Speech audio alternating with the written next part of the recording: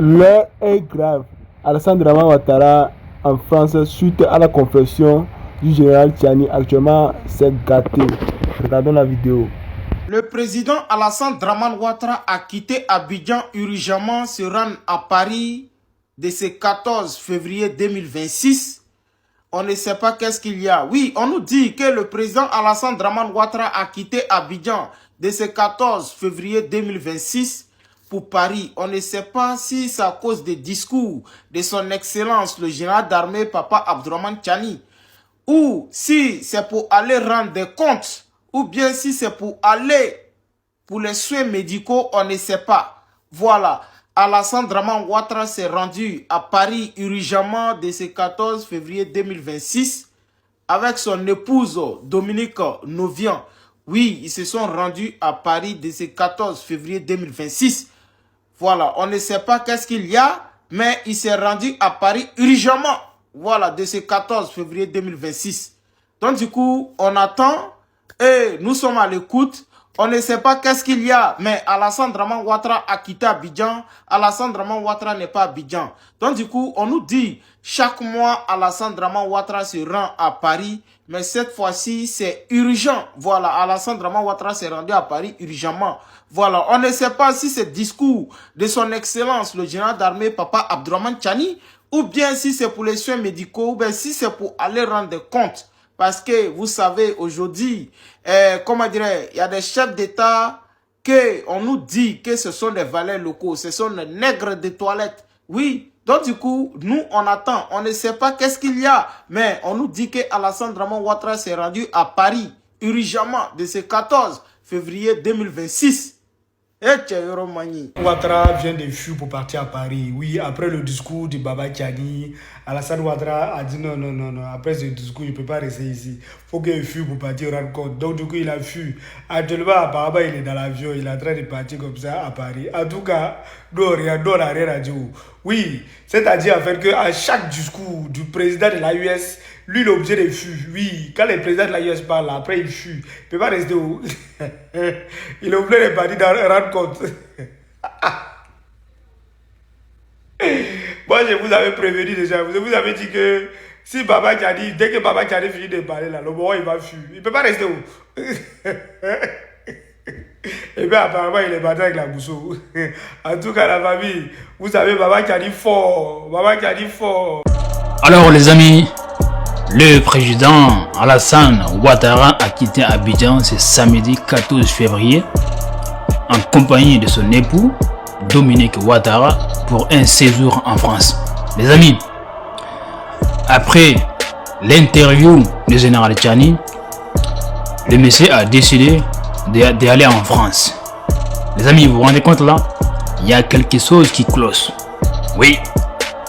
Après l'interview du général Tchiani, les gars, ils décident d'aller en France.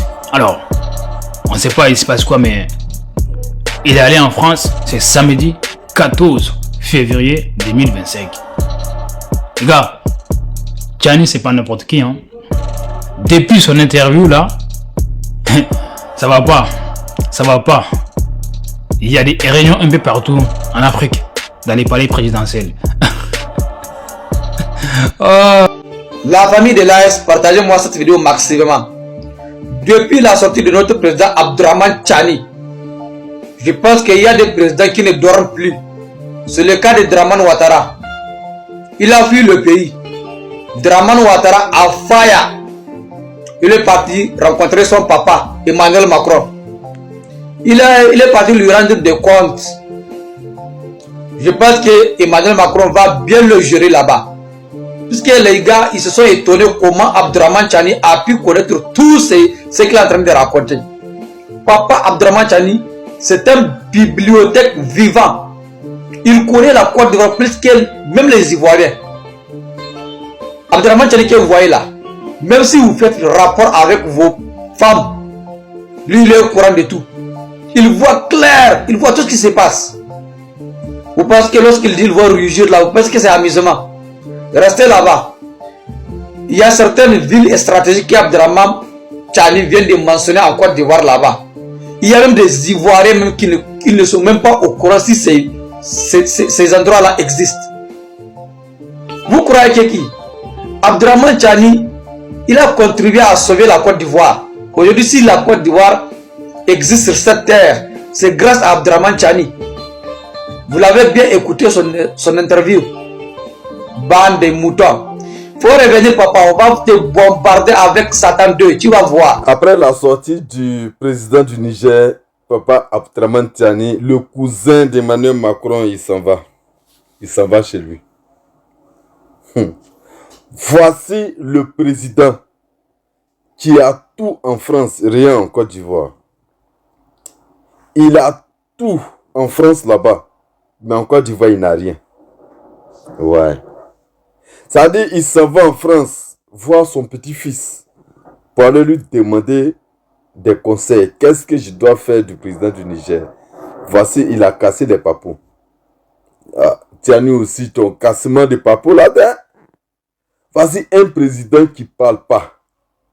Lui, il ne sort pas comme ça. Mais le jour il sort là, son papou fait mal. Oui. C'est le président qui a dit le petit stupide Macron. Vous vous rappelez de ça, non? Vous vous rappelez très bien de ça? Le président Tchani a passé tout son temps le long de la crise en Côte d'Ivoire. De 2004 en 2010, le président Tchani était en Côte d'Ivoire. Il sait tout ce qui s'est passé. Il a tout le secret des Draman. Il n'a rien dit. Ça dit, les gens pensent qu'il a trop parlé. Il s'est ressaisi à cause peut-être de la diplomatie. Sinon, si le président Tchani veut mettre de côté la diplomatie, le capitaine Ibrahim Traoré, le président Assimi Goïta, s'ils veulent mettre de côté la diplomatie, parler comme ça, terre à terre, non. Draman va laisser le pouvoir pour partir. Merci encore, papa Tchani. Draman, il est parti. Hein. Il allait demander des conseils à son petit-fils pour venir encore. Il va former son bataillon, ces petits rebelles-là. Vous allez attendre dans ces 2 jours-là que soit au Burkina Faso, il y a eu quelques attaques. Mais tes gens là, tu vas les emmener, ils vont toujours les gars. Il n'y a pas, rien ne va se passer dans l'AES jusqu'à ce que toi tu tombes. Voilà, parce que l'Afrique sera unifiée. L'Afrique sera unifiée. Très bientôt. Tu tombes. Patrice Talon tombe. Tinubu tombe. C'est fini. Voilà. Merci de partager massivement la vidéo. C'était l'information du jour. Draman Ouattara est parti encore. C'est déjà engagé. Partage-moi un cœur, n'hésite pas à t'abonner, c'est très important. Il est parti encore. Très bonne nouvelle pour les militants du RDR, RHDP. Alassane Ouattara a voyagé aujourd'hui pour la France. Alassane Ouattara vient de battre le record de Tinubu. Tinubu en Afrique de l'Ouest. Il devient le premier président en Afrique de l'Ouest à avoir plus de voyages vers la France. C'est plus de 75 voyages vers la France en 15 ans. Et la somme qui a été dépensée pour ces voyages-là reste inestimable. Combien de milliards a été dépensé jusqu'à aujourd'hui? Voilà, il n'y a pas eu de décompte, il n'y a pas eu de lumière dessus. Sachez qu'Alassane Ouattara se déplace régulièrement pour ses soins, tout en sachant qu'en Côte d'Ivoire, il y a des hôpitaux aujourd'hui pour les Ivoiriens. Les Ivoiriens se soignent gratuitement. Les Ivoiriens ont des soins adéquats. Pendant ce temps, monsieur le président vient se soigner tout le temps ici en France. Et quand il y a des petits bobos en Afrique de l'Ouest, il se précipite et il vient encore en France. Donc aujourd'hui, il vient de battre le record de Tinubu. Tinubu qui était le président qui voyageait beaucoup. Voilà. Alassane Ouattara vient de prendre le devant. Aujourd'hui où je vous parle, il est rentré en France. Depuis la sortie fracassante des pays de l'AES, il a vu que la position étant en Côte d'Ivoire n'est pas la position appropriée. Il fallait qu'il vienne en France pour voilà, discuter directement avec le président Emmanuel Macron. Donc sachez que le RDR, vous venez de battre un nouveau record qui est de plus de voyages que Tinubu. Vous avez Alassane Draman Ouattara devient le premier président de l'Afrique de l'Ouest à plus voyager avec l'argent des Ivoiriens. Tout en sachant que les Ivoiriens souffrent. Des gens meurent par manque de moyens. Les loyers deviennent de plus en plus chers. Mais lui, il est dans des records éphémères, des records qui n'apportent rien aux Ivoiriens. Donc, merci au RDR de nous avoir apporté ce président-là. Et sachez que la Côte d'Ivoire vous serez reconnaissant à vie. Draman a encore fui. Je vous avais dit qu'après le discours de Papa Kani, Draman allait fuir. Vous avez dit plus que tu exagères. Non, il a fuyé lui avec sa femme. Oui, c'est de ça qu'il est question pour aller en France. Draman, la France même a peur de nous. Faut pas aller en France. Si tu veux, faut aller à Badia. Si on te veut, là, on va venir te chercher là-bas. C'est de ça qu'il est question. Tout ce que Papa Kani a dit là, rien que la vérité. Et Draman connaît. Papa Kani connaît même ton pays plus que toi. Donc là, si nous-mêmes on veut déstabiliser la Côte d'Ivoire, ça ne souffre même pas d'un débat et Draman. Mais nous-mêmes, on n'est pas dans cette dynamique-là. Non, non, non. Les présidents de l'AUS là veulent l'Union africaine. Mais c'est toi, le sponsor de terreau là, c'est toi notre problème. Et quand on voudrait de toi, on sait où te trouver. Donc c'est pas la France qui peut nous effrayer. La France même a peur de nous. La France même a peur de nous. Donc là, c'est nous on a libéré la France. Tu te rappelles de la première et la seconde guerre mondiale, c'est l'AUS qui a libéré la France. C'est nous on a donné de la nourriture aux Français pour survivre. Donc, dites à Draman que il n'a pas besoin de fuir. Et je dis aux Ivoiriens aussi, arrêtez de remplir les WC. Nous on n'a pas dit c'est vous. Non, vous n'êtes pas notre cible. C'est Draman qui est notre cible. Donc arrêtez. Ah, depuis hier, nous vous êtes en train de remplir WC. Hein, parce que Papa Kani connaît votre pays. Papa Kani a fait du terrain dans votre pays. Non, calm down. C'est pas vous. C'est Draman qui est notre cible. Alors, peuple de Côte d'Ivoire, peuple épris de paix, de justice, de démocratie et de liberté. Je vous avais fait une vidéo ici où je disais que Tiani avait été en 2011 le commandant des opérations des Nations Unies en Côte d'Ivoire. Et aujourd'hui, des langues sont en train de se délier. Le général Tiani a commencé à parler, a commencé à casser tous les papos. On était à Abidjan. Au moment où c'était les forces françaises qui pillaient la Côte d'Ivoire. Les soldats français ont pillé la banque centrale de Korogo, de Bouaké et toutes les grandes villes où il y avait des dépôts. Ils transportaient par millions, par dizaines de millions, centaines de millions de francs CFA. La seule chance, c'est qu'ils ne pouvaient pas aller en France avec les CFA puisque personne ne va leur échanger. Ils étaient obligés de dépenser ça sur place en Côte d'Ivoire. Ce n'est pas des Nigériens qui ont pillé, c'est des Français aujourd'hui, leurs amis avec lesquels ils s'approprient. Et c'est moi qui ai fait ce sacrifice-là, parce qu'il y a un idéal auquel on croyait. Ceux qui disent que ouais, Guillaume Soro a fait quoi au nord là? Mais Ouattara même là, quand ils ont cassé la banque là, il a pris son guet dedans, il a fait quoi? Il touchait l'argent? Il a fait quoi au nord pour les... Le général Tiani ici fait une révélation qui pour nous n'est pas surprenante.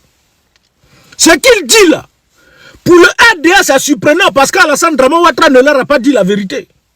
Mais pour nous, militants du PPACI, militants du président Laurent Gbagbo, on n'est pas surpris, on sait tout ça. Donc, c'est des Français qui sont allés casser la banque, la BCAO, pour voler tout l'argent de la BCAO. Sous la complicité de Draman. Et l'autre rebelle, Amiral Blindé, dit que Alassane Draman Ouattara a eu son argent, sa part dans la casse de la BCAO. Maintenant, d'où vous sorte l'idée de venir accuser le président Laurent Gbagbo d'avoir braqué la BCAO? Les ruminants du RDA qui disaient que Laurent Gbagbo a été exclu de la compétition parce qu'il a fait un braquage, braqué la BCAO. Voici la vérité. C'est pourquoi on dit qu'on ne peut pas cacher le soleil de la mer. Le mensonge va prendre l'escalier, va prendre l'ascenseur. Mais la vérité va aller doucement, doucement et finira par triompher. Et nous, on vous le dit, le président Laurent Gbagbo sera rétabli dans tous ses droits. Il sera rétabli avant qu'il ne quitte la terre. Il sera rétabli et Draman va payer cher. Vous allez voler de l'argent. De l'argent de la BCAO, l'argent des Ivoiriens, des Africains. Vous donnez l'ordre à des Français d'aller piller nous-mêmes nos ressources. Voler tout cet argent-là, des centaines et des centaines de millions. Mais comme en France, ils ne peuvent pas échanger, ils étaient obligés de dilapider ça. Et vous êtes enrichis. Maintenant, comme ça ne vous suffisait pas, il faut venir mettre la faute sur l'ancien président, le président Laurent Gbagbo, disant que lui, il a cassé la BCAO. Les ruminants, J'espère que vous entendez. C'est lui qui parle là. C'est quelqu'un qui a vécu la crise. C'est quelqu'un qui a vécu la crise. Et il a été au cœur du renversement du président Laurent Gbagbo. Donc ce n'est pas quelqu'un qui sort de nulle part et qui parle. C'est des individus qui ont été au cœur de cette crise-là et qui ont vécu tout. Que Dieu nous donne longue vie. Mais votre chute, c'est pour bientôt les frères. Sortez, ça cuit. Casse des banques BCAO en Côte d'Ivoire. Nous nous rappelons que pendant la rébellion, il y a eu les banques de la BCAO, de Bouaké, Korogoman et autres qui ont été cassées. Les gens, surtout le RDR, avaient mis ça sur Soro Guillaume. Après, quand Gbagbo a pris l'argent à la BCAO pour payer les fonctionnaires en ce moment de crise, ils l'ont condamné à 20 ans pour braquage de la BCAO. On se rappelle tous. Baba Tiani, le général Aboudraman Tiani, président du Niger, est sorti, nous a fait une grande révélation là-dessus. Qui a cassé les banques de la BCAO pendant la rébellion en Côte d'Ivoire? C'est l'armée française. Et oui, vous avez très bien entendu, l'armée française, des voleurs notoires. On écoute Baba Tiani, on l'écoute. Au moment où c'était les forces françaises qui pillaient la Côte d'Ivoire, les soldats français ont pillé la banque centrale de Korogo, de Bouaké et toutes les grandes villes où il y avait des dépôts. Ils transportaient par millions, par dizaines de millions, centaines de millions de francs CFA. La seule chance, c'est qu'ils ne pouvaient pas aller en France avec les CFA puisque personne ne va leur échanger. Ils étaient obligés de dépenser ça sur place en Côte d'Ivoire. Ce n'est pas des Nigériens qui ont pillé, c'est des Français aujourd'hui, leurs amis avec lesquels ils s'acoquinent. Et c'est moi qui ai fait ce sacrifice-là, parce qu'il y a un idéal auquel on croyait. Les Nigériens. Et oui, pour ceux qui ne savent pas, le général Aboudraman Tiani, président du Niger, était en Côte d'Ivoire pendant le moment de la rébellion. Certaines personnes vont dire, oui, il a aidé Ado à s'installer au pouvoir. Non, il faisait son boulot. Oui, il faisait son boulot. Et je vous avais même dit qu'il était au Golfe, il a protégé Ado. Vous avez dit, allez écouter son interview à la France. Les Français, on peut voler d'un volet de toi. Même CFA que vous fabriquez les Français, CFA que vous fabriquez, ça quitte chez vous pour venir chez nous. Vous êtes parti casser BCAO là pour voler. Et hier, en live, quand j'en parlais, c'est-à-dire, je riais tellement, j'étais choqué. J'ai des abonnés qui m'ont écrit pour me dire, oui, effectivement, c'est vrai. Ils ont été menacés. Eux, ils habitaient à côté de la BCAO. C'était les Français qui étaient chargés de protéger les banques BCAO. C'est eux qui ont cassé. C'est-à-dire, voleur, peut pas changer. Pickpocket, peut pas changer. Vous êtes chargé de protéger la banque BCAO. Et c'est vous qui allez voler l'argent que vous-même vous fabriquez pour nous donner. C'est-à-dire, Soro Guillaume a été accusé. Après, ils ont accusé Gbagbo. Mais ce que nous on trouvait qui n'était pas cohérent, c'est que la BCAO n'avait pas porté plainte. Pourquoi la BCAO n'est pas porté plainte? C'est parce que la France était mêlée à ça. Parce que s'il portait plainte, il allait avoir enquête et le nom de la France allait sortir là-dedans. Non, les Français, vous n'avez pas honte. Hein? On peut voler CFA. Non, la honte, si on pouvait tuer. Si la honte pouvait tuer, ça allait tuer la France. Si je vous reviens de nouvelles informations, j'ai dit, le général qui a dit, il a cassé les papos, vous ne pouvez pas savoir. Je vous fais plein de bisous. Le mensonge a beau courir, la vérité finira par le rattraper. Nous n'avons rien contre le Bénin. Je l'ai dit, je connais l'histoire. Je dis une dernière fois à Patrice Talon, nous savons le degré d'implication, de complicité qu'il a pour nous déstabiliser. Mais ce faisant, il ne fera du mal qu'à son propre peuple. Les Français disent qu'ils ont des instructeurs. Je vais vous dire le matériel de transport que les Français ont au Bénin. Ils ont 13 avions de transport stratégique, de transport tactique, de reconnaissance, de guerre électronique, de poste de commandement. Pour seulement une vingtaine d'instructeurs, 13 avions. Et j'ai dit mieux à Patrice Talon, ce que je sais et ce que je tiens à lui dire. Parmi ces 13 avions, il y a 5 qui sont des Beechcraft. Il y a 2 Beechcraft King Air 350. Il y a un Beechcraft King Air 300. Il y a un Beechcraft 350. Pas King Air, Beechcraft. Il y a un Beechcraft 1900 Delta. En plus de ces 5 Beechcraft qui font de la surveillance, qui font de la guerre électronique, qui font de l'écoute, qui font du transport moyen, une quarantaine de passagers, qui font office de PC de commandement aérien.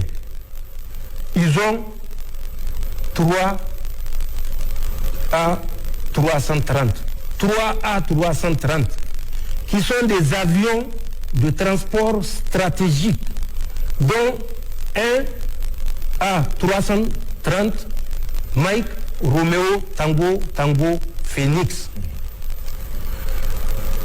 Cet avion fait non seulement du transport stratégique, mais il peut faire également l'évacuation sanitaire.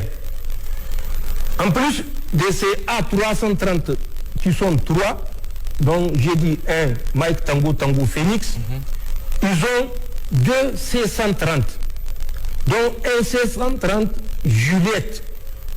Ce C-130 Juliette, il fait du largage, il fait du transport tactique, il fait des posées d'assaut. Le deuxième C-130, il fait du transport tactique, il fait les posées d'assaut. Ils ont des types d'avions de reconnaissance qu'on appelle des avions légers de reconnaissance, ALSR. Ils ont 2 ALSR Bravo Echo 300. Ensuite, ils ont un avion qu'on appelle le CN ou CASA. Nos pays amis ont des CASA. Le Mali a un CASA, le Burkina a un CASA. C'est des avions qui font du transport, mais également qui font des missions de transport de troupes. Donc, comment est-ce qu'on peut me convaincre que 13 avions que je viens de décrire, qui sont à trous,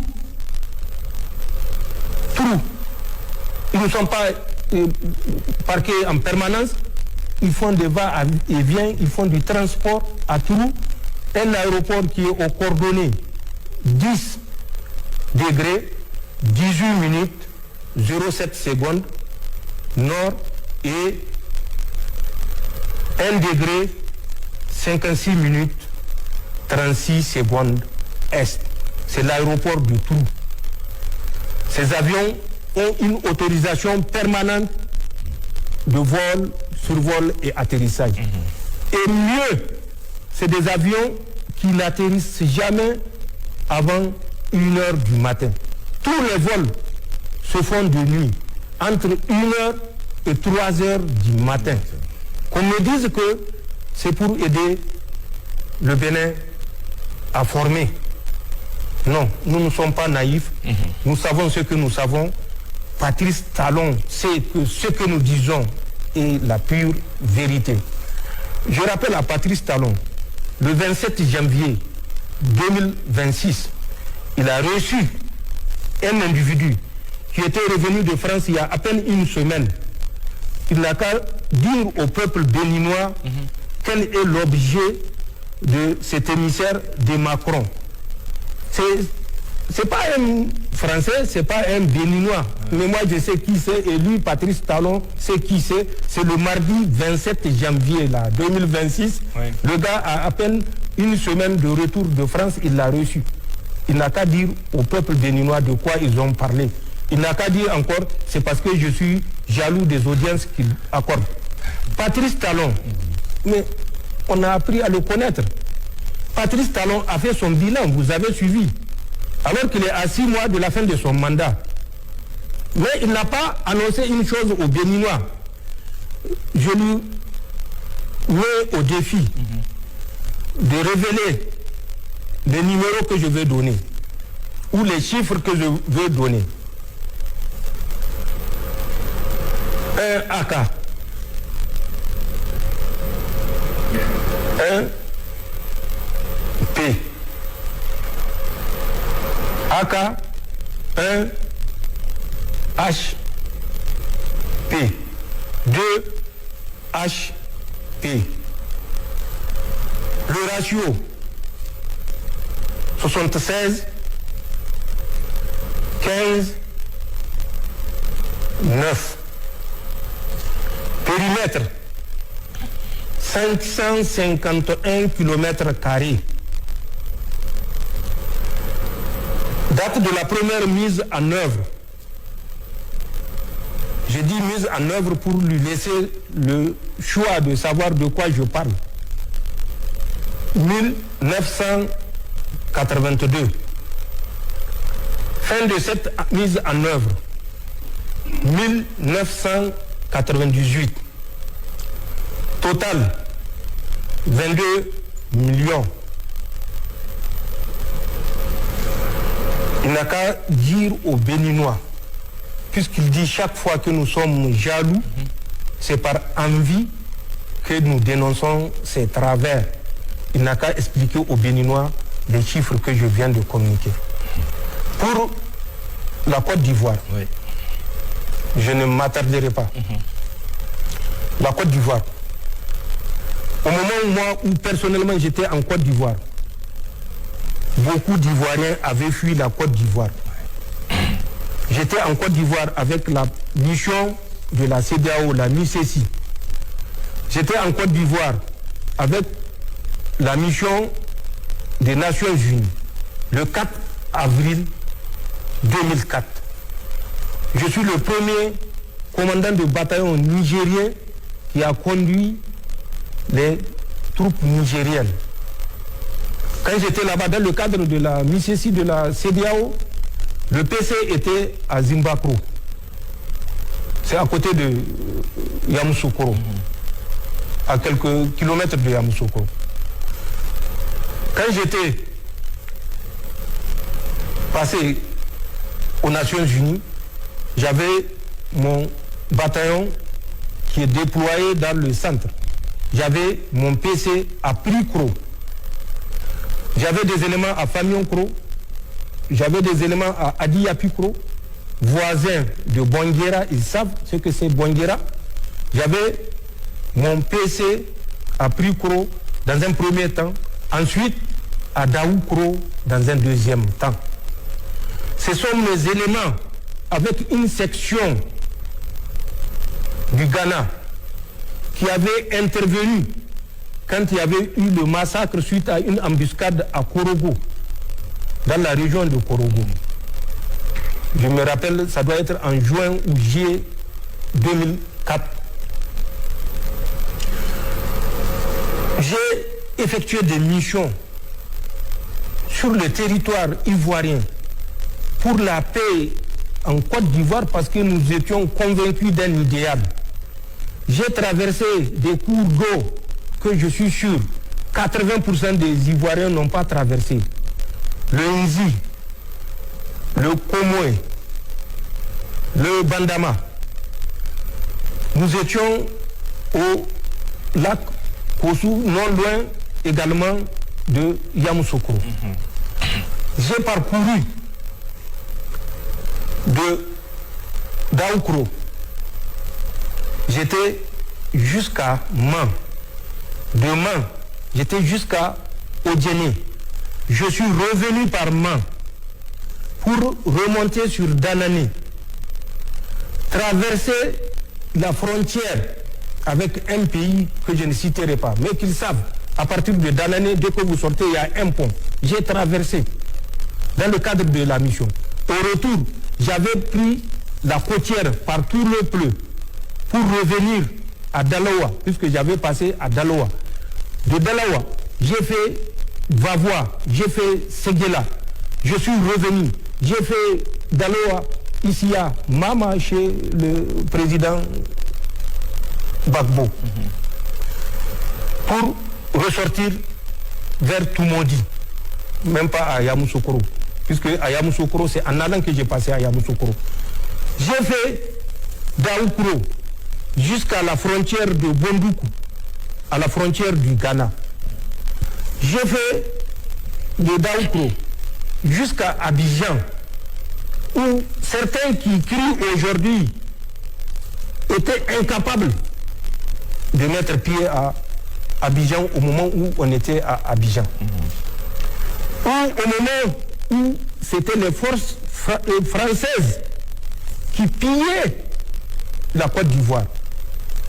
Les soldats français ont pillé la banque centrale de Korogo, de Bouaké, et toutes les grandes villes où il y avait des dépôts. Ils transportaient par millions, par dizaines de millions, centaines de millions de francs CFA. La seule chance, c'est qu'ils ne pouvaient pas aller en France avec les CFA puisque personne ne va leur échanger. Ils étaient obligés de dépenser ça sur place en Côte d'Ivoire. Ce n'est pas des Nigériens qui ont pillé, c'est des Français aujourd'hui, leurs amis avec lesquels ils s'acoquinent. Et c'est moi qui ai fait ce sacrifice-là, parce qu'il y a un idéal auquel on croyait. Les Nigériens ont sécurisé Ouattara à l'hôtel Golf. Toutes les forces refusaient. Le Niger avait un détachement spécial qui était à la Rivera, qui protégeait toutes les autorités. Nous le faisons de façon impartiale. Si ce n'est pas moi, c'est ceux qui m'ont relevé. Puisque c'était un séjour, nous avions fait un séjour de 8 mois. Contrairement à la pratique où c'était des séjours de 6 mois. C'est des Nigériens qui l'ont sécurisé. Et moi, voilà ce que j'ai fait. Mais je sais ce que lui, il est en train de faire présentement pour nuire au Niger. Je vais lui rappeler des dates. Du 6 au 7 et 8 août 2024 à l'hôtel Golf. 6, 7, 8 août 2024 à l'hôtel Golf. Du 8 à une ville qu'on appelle Jacquesville, je crois, qui est non loin d'Abidjan. Du 28 au octobre au 27 novembre au 43e Bima. Je donne des dates. Il vérifie ce qui s'est passé pendant ces périodes que je suis en train de citer. Juillet 2025 à Korogo, 4e région. Mai, juin, jusqu'à la date d'aujourd'hui, au camp, l'ancien camp du 3e bataillon de Bouaké. Il vérifie ce qui s'est passé et ce qui se passe. Ensuite, à Sokoura, la même période, qui est une ville non loin de Bouaké, qu'il vérifie ce qui se passe. Moi, je sais ce qui se passe. À Congo, à la frontière avec le Burkina, qu'il vérifie ce qui se passe. Moi, je sais ce qui se passe et lui, il sait ce qui se passe. Le mois de décembre, fin décembre 2025, les multiples rencontres qui ont eu lieu avec des dates, j'ai les dates, lui-même il a participé, qu'il réponde en âme et conscience à toutes ces dates-là et quel était l'objectif de toutes les rencontres. Le 16, le 17, le 18, le 19 juillet, à l'hôtel des Armées, dans le plateau, à Abidjan, avec une rencontre spéciale entre 3 pays, dont la France, la Côte d'Ivoire et le Bénin, le 18 juillet, en dehors des autres qui ont eu lieu 16, 17 ou bien 19. Celle du 18 juillet qui auront réuni des responsables, moi je sais qui c'est, lui il sait qui c'est. Qu'ils sortent pour dire aux Ivoiriens ce qui s'est passé. Nous avons mieux que ça et nous avons plus que ça. Nous avons le dernier financement, mais nous le gardons pour l'histoire, parce qu'il ne sert à rien que les gens pensent que c'est les preuves qui vont pousser ces gens-là à abandonner ce qu'ils sont en train de faire. Qui n'a pas vu le Mali? Depuis le temps de Choguel Maïga qui a été abandonné en plein vol aux Nations Unies, qui était parti avec des preuves, à Abdoulaye Maïga, le général, actuellement Premier ministre, qui a répété 3 fois, plusieurs fois, pour qu'on leur permette de présenter les preuves. Dites-moi qui s'est toujours opposé. N'est-ce pas la France qui a mis son droit de veto? C'est la France qui a mis son droit de veto. Mais nous savons, et il faut que les Nigériens comprennent, en plus de ce que nous disons avec précision, date, heure, lieu, coordonnées géographiques, acteurs, montant. Pour le montant, je reviens à Patrice Talon. Décembre 2024, il a donné 90 millions à Takou Bokoy. 90 millions. Décembre 2024. Je sais pourquoi il a donné les 90 millions. Mais il n'a qu'à demander à Takou Bokoy si l'usage qu'il a fait des 90 millions est celui que Patrice Talon lui avait demandé. Takou Bokoy a remis cette somme au cours d'une rencontre à Abuja du 8 au 9 décembre 2024 pour l'achat de 700 motos, dont 500 motos au profit du GIN et 200 motos au profit de l'EIGS. Ça s'est passé du 8 au 9 décembre 2024. Et dans le bureau d'un assistant que je sais et que lui il sait, et réunion au cours de laquelle des acteurs ont pris part que je connais et que lui il connaît. Mais l'objectif pour lequel je rafraîchis la mémoire à Patrice Talon, pour lequel il avait donné les 90 millions, c'était dans un montant plus global de 300 millions. C'était destiné au versement aux terroristes qui sont en train de mener des actions dans le W et la Pendjari. Takou Bokoy a détourné cet argent-là parce qu'il l'a versé comme participation pour l'acquisition de 700 motos.